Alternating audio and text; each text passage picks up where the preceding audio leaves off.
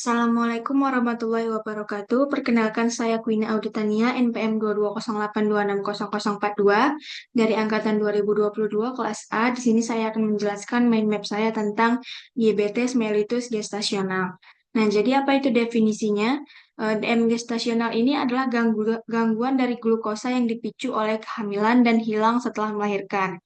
Diabetes gestasional ini merupakan gangguan kronik yang ditandai dengan hiperglikemia yang disertai abnormalitas utama pada metabolisme karbohidrat, lemak, dan juga protein. Intoleransi karbohidrat ini terjadi atau diketahui pertama kali saat kehamilan berlangsung. Kemudian dari etiologinya itu, penyebab diabetes gestasional ini belum diketahui secara pasti apa itu penyebabnya. Namun kondisi ini diduga terjadi karena tubuh memproduksi lebih banyak hormon estrogen, HPL, human placental lactogen, growth hormone, dan kortisol selama kehamilan berlangsung. Dari gejala DM gestasional ini biasanya dia sering merasa haus, frekuensi buang air kecilnya meningkat, kemudian mulutnya kering, lalu juga mudah lelah dan penglihatannya menjadi buram.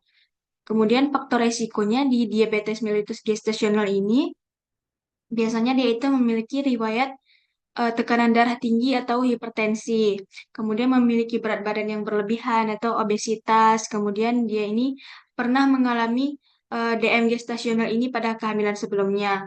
Kemudian dia memiliki riwayat penyakit keluarga diabetes. Kemudian pada kehamilan sebelumnya dia pernah melahirkan bayi dengan berat badan lebih dari 4,5 kilogram di kehamilan sebelumnya.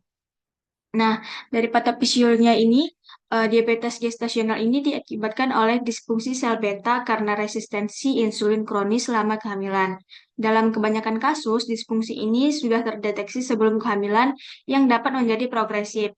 Beberapa organ berperan dalam mempengaruhi kondisi diabetes gestasional termasuk otak, jaringan adipose, hati, otot, dan plasenta. Nah, kemudian pemeriksaan penunjangnya kita bisa melakukan pemeriksaan kadar gula darah. Kemudian juga kita bisa melakukan USG atau ultrasonografi. Nah, terus di tata laksananya, kita bisa menyarankan terapi diet dan pengelolaan gaya hidup, kemudian kontrol glikemik, terus terapi insulin, kemudian kita bisa memberikan obat hipoglikemik oral. Penggunaan obat hipoglikemik oral ini seperti metformin atau glibenclamid biasanya dipertimbangkan jika wanita hamil tidak dapat mentoleransi atau tidak merespon terapi insulinnya.